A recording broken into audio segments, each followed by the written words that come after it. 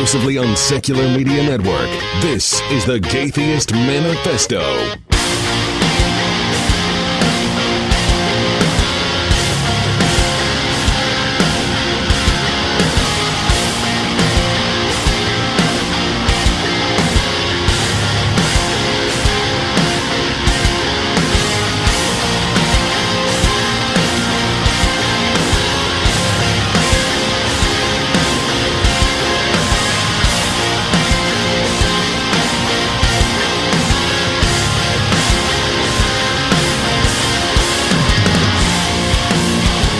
Hello and welcome to the Gaytheist Manifesto, your source for news, commentary, discussion, and debate at the intersection of the atheist movement and the LGBT rights movement.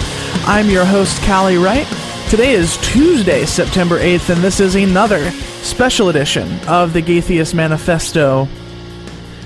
So, there was a pretty awesome headline out that Kim Davis had actually already unknowingly married an LGBT couple. A transgender man named Cameron Cullen and his wife Lexi were married by Kim Davis herself without question. So Cameron was good enough to spend some time with me here to talk about his experience and talk about what this whole thing has been like for he and his wife. Cameron Cullen, welcome to the Gaytheist Manifesto. Nice to be here. So you were just telling me about something awesome you saw on the news. Let's hear about it. I wouldn't say it was awesome, but Kim Davis being released from jail, that's not an issue. We never wanted her in jail in the first place. We just wanted her to do her job. They're now stating that she is still going to go with her conscience, and that that we attacked her personally as a community, and that I'm sorry, I forget where I was going with this. This was about a personal attack on her religious beliefs, as opposed to just... And it never was. It never was about her religious beliefs. It was never about her, really. It was about just an individual that's pretty much a government employee, a county employee that needs to do her job. That's all it was about in the first place. Right. So speaking of doing her job, for the listeners who may not know, tell us about your connection to this whole situation. Okay. My connection to the whole situation is actually me and my wife. I'm a transgender man, and my wife is a pansexual woman. And before June 26th, when the law was passed that same-sex marriage is legal all over the nation, we were issued a marriage license from Kim Davis's office in February. Actually, it was February 26th that we got issued, and we got it officiated that night, and it was turned in and signed by her herself on March 2nd. So we tried to stay under the radar, just because of mine and my family's safety, mainly our daughter. But when we saw that the Davids that got denied their license because she refused to do her job, and we saw that it just kept getting worse and worse and worse, we decided to step up and pretty much out ourselves to God and everybody. Which is pretty delicious, because given her religious beliefs, I'm sure that she would consider you a same-sex couple. I'm sure she does too, and also we've looked it up, and under Kentucky law, thing is how my birth certificate still says female. My driver's license says male, but my birth certificate still says female. They don't recognize gender change. They'll change your gender on your license, but they don't recognize it themselves. So before that law passed on June 26th, if me and my wife would have went in there and announced that I was transgender, we would never have been able to get married. And did you have to show your birth certificate as a provision for getting a marriage license, or was it just your ID? We asked, actually, the clerk that was doing, or the deputy clerk that was doing the paperwork. He turned around and asked, because I didn't have it on me at the time, and asked Kim Davis herself, do we need any information or any identification from him? She said no, just get it from her. Speaking of my wife, Lexi. So I never had to show anything.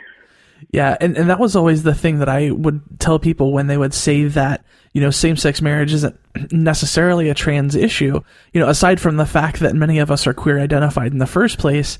But, Ohio is very similar in that my driver's license says female, my birth certificate still says male, and there's actually no process to have that amended. Is that the same in Kentucky? I'm not sure, actually, as far as that goes. I was actually born in Arizona, Gotcha. so I know that law. I mean, we're actually from Ohio, so I do know that, and that's one of the things we were so excited about moving down here, that nobody knew, and I could get married because the court up in Ohio that changed my name and my gender and everything, they would have known that I was transgender, and we would have never been able to get married. Yeah, because I did some research and I found that basically the law in Ohio was that the judge could choose whether to look at your birth certificate or your ID. So, my right to marry was essentially up to a judge, whatever they decided to do, which I thought was disgusting. Yeah, it is disgusting. I mean, but now since that's passed, I've gotten a lot of questions about that.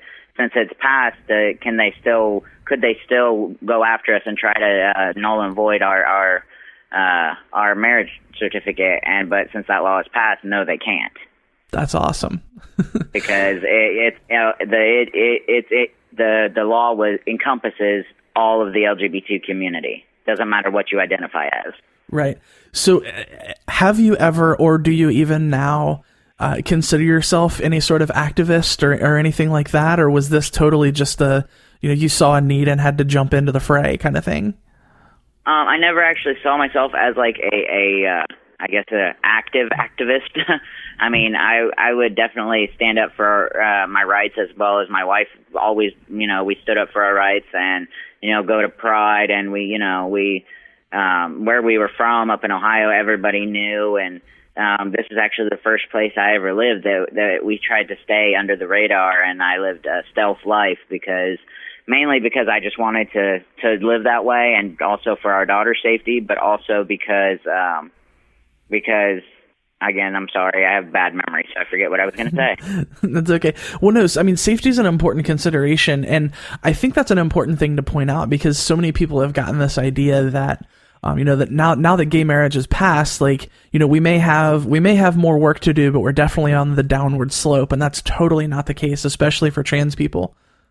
Mm-hmm. There's been I've actually gotten a lot of backlash as far as me coming out. I mean, a lot of people up in Ohio have, not a lot. I mean, it's just a small group that used to be friends. A few of them are actually ex-girlfriends. I mean, they're all against me now. I mean, they're saying that it's for fame and everything, but I mean, coming out in any sense, actually can put you in danger, whether you're gay, lesbian, or trans. But I'm that was the main thing that I was afraid of when we moved down here. If anybody found out, being in Republic, Kentucky, right. I was pretty afraid that, someone I worked with, or just someone in Walmart or anywhere, that they would overhear it, and, either they would try to come after me or my family. God, I hate the fact that that's still a thing. Right. So I'm trying to think of where to so tell me a little bit about your story. Just you as a human being, all media aside, just tell me about you. I mean, I'm a transgender guy. I mean, I identify just as a trans guy and a straight male, but I served in the Army, and that's been under question too. For some reason, people want to bring that, oh, he's not a real veteran, blah, blah, blah. Yeah, okay. I've got paperwork to prove it. How are you, wait a minute, how are you not a real veteran if you've actually been in the Army and served? I don't know. I think this is coming out of the mouth of an ex who obviously has nothing better to do with her time. But, let's see. I mean, I lived in Ohio from 99 off and on until June or July of last year. I decided to transition. Well, I decided to actually start the process in 2010. I know I've always wanted to, but never knew I could. I knew since a very young age that something was different. I didn't want to play with Barbies and, I always wanted to be out hiking and, tackling and playing football and everything. So I mean, I've always known something was wrong, not wrong, but, something was different. Right. And right. as a kid, though, you're like, something's wrong with me. That's where that wrong came from. Yep. So, and then in high school, I was like, I came out, at first came out as bi because I knew I was attracted to women, but I didn't want to go against and not like men. And then I came out fully as lesbian just like a year or two later. But that still never just fit. I just never got that, I guess, that vibe from myself. Right. And then finally, I mean, I knew that the gender at that point in time, it was still called a sex change. Right. I knew that was an option, but at that time I didn't know even how to begin looking into it. This is, back when dial-up was just going away. Right. So, I knew about it, and I mean, I didn't actually start looking into it. I would look into it when I was like, 18, 19, 20, every now and again, just to read about it. And then when I was 23, I was actually getting ready. I was in training, getting ready to deploy to Iraq. And I started looking into it because I saw all my friends that were guys, doing all these things that at that time, I as a woman couldn't do it. And it really started to upset me. And so I started looking into it, and I met another trans guy who at that time, he was only 15, but he started transitioning at a very young age. I think he was like 13 or 14 when he came out, and he had already been on T for a year. And he's still a friend to this day. He's actually, I consider him like one of my best friends. Mm-hmm. And since I went to Iraq and I came home, and I was a witness and involved in the first Fort Hood shooting in 2009.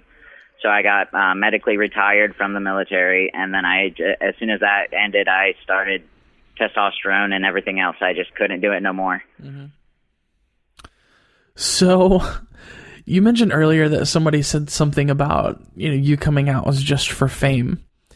And the idea of that perplexes me, because I know that, of course there are some circles, if you're in, a tight-knit LGBT community, if you come out, I mean, there is that sort of novelty. Everyone's fawning over you and congratulating you and all that sort of stuff. I mean, so that's definitely a thing. But, when you're talking about general society and like the way that people react to trans people generally.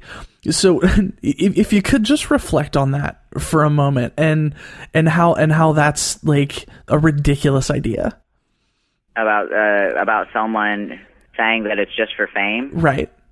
It is a ridiculous idea. I mean, like you said just a second ago, in a tight-knit group, yes, you could come out and you get kind of the center of attention, but I did this coming out to people I had never met in my life.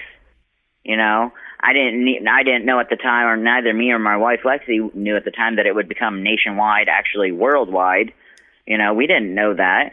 But, I mean, we had a feeling it would be at least statewide because there was news crews. And, I mean, why would anybody and these people that are saying this actually have come out themselves in one way or another, so they know that feeling? So they should know better. Right. And, so they should know the feeling of coming out just to your family versus coming out to the entire pretty much world. It was and still is hard, I guess you can say. It's still, we're actually, like, when I go to work, because, I mean, I deliver pizza, and so, I mean, I'm scared to go knock on doors. You know what I mean? Right. I can knock on the wrong door, and it'd be done. Let's knock on some wood here, Right. Well, yeah, so when you decided that you had to speak up, I mean, what was your first step in doing that? Actually, we, as soon as the first Davids, like, it was like a couple weeks after they tried like once or twice and their video went viral on YouTube. Mm-hmm. I talked to my wife, and I was like, hey, we should, actually my exact words were to her, I wonder what Kim Davis would do if she found out she had already married somebody in the LGBT community. Right.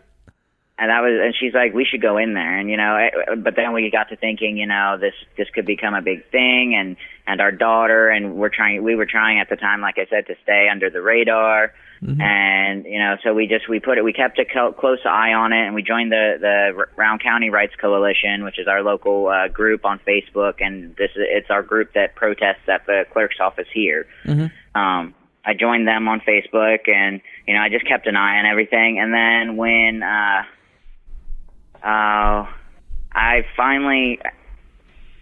we saw another video where all these couples have been denied, and that there was going to be a huge rally on that first Saturday. It was not this past Saturday, but the Saturday before.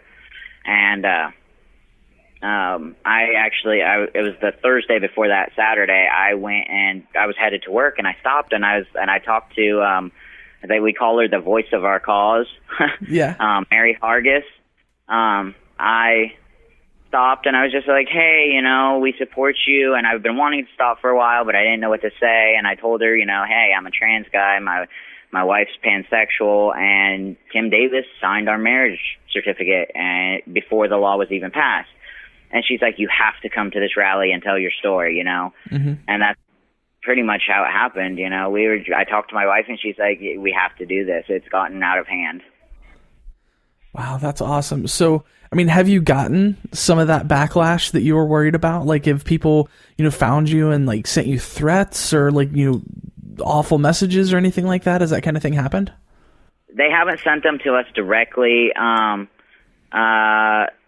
gotten the only ones sent directly to me were, like I said, from I think literally a handful of people up in Ohio. They even created a slam page about us on Facebook, just bashing us.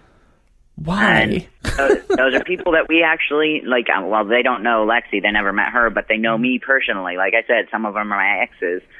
But we haven't gotten any, like, messages or anything from strangers yet. Knock on wood again. Right. Excuse me. The other day I was at work, and Lexi said that she was outside with our daughter, and she said someone drove by, honked, yelled something, and flipped her off. But I don't know if that was just because they were on something and just wanted to yell at somebody, or because of that. Because Lexi's hair, I'm sure you've seen the pictures and whatnot. Lexi's hair is pretty noticeable. Right. So, it could have been something else, but it could have been that too.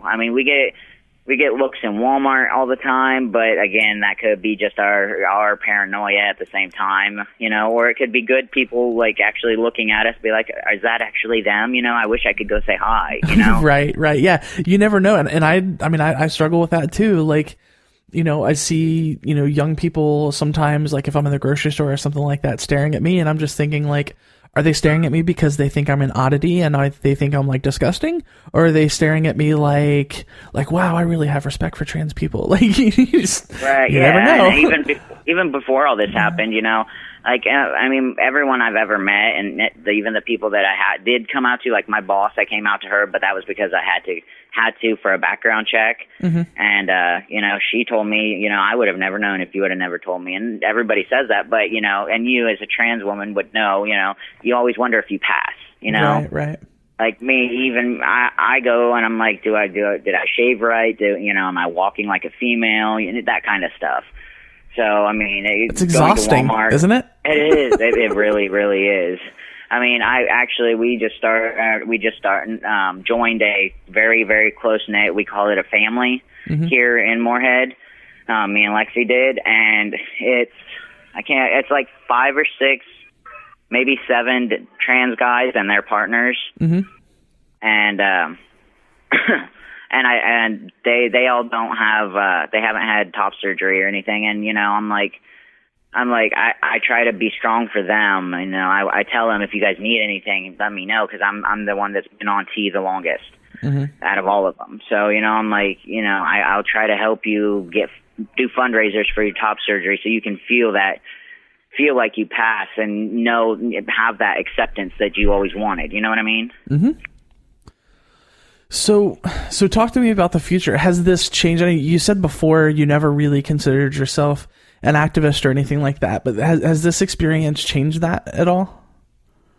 And now that I've actually done it, and I don't. Did you see the video of the actual when the hearing on Thursday was? The video of the guy with the megaphone. Did you get to see that one? I purposely didn't watch it because I knew how awful it was going to be, and despite the fact that I have a podcast and I'm an outspoken activist, I'm actually pretty sensitive, so I actually purposely didn't watch it. Oh, that's okay. I mean, I completely understand it. I mean, being there in person was, It was me, Lexi, and a bunch of other people.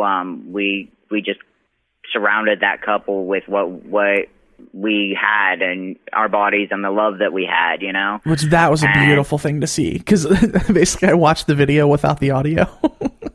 Oh, okay.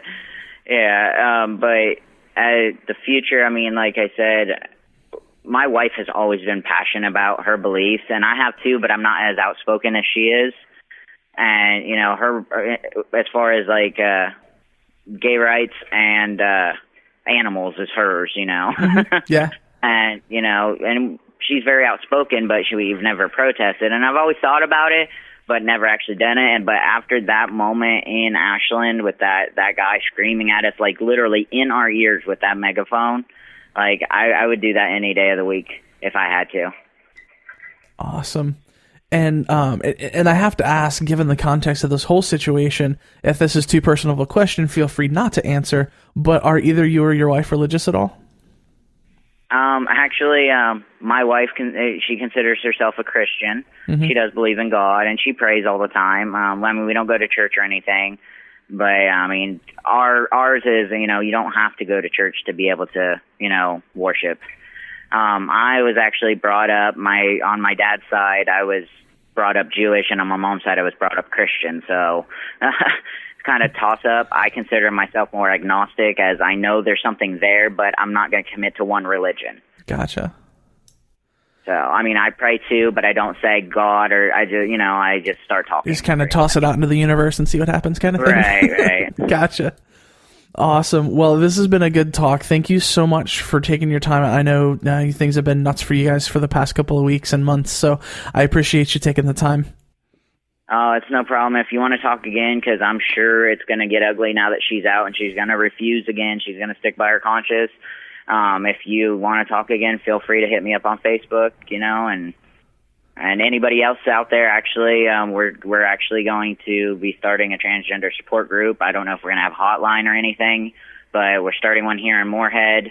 I don't know when, but we're starting. We're going to talk about it tomorrow night, and feel free, anybody who's listening can hit me up on Facebook with any transgender issues. Awesome. I will put a link in the show notes, and when you get the support group and stuff started, if there's web pages and Facebook pages and all that sort of stuff, send that stuff my way, and I'll happily promote it for you. Okay, awesome. And you're going to send me a link to the whole interview, right? Yes. I'll shoot a link over to you when it's done. Okay. All right. Thanks so much. You have a good day. All right, you too. Bye. Bye.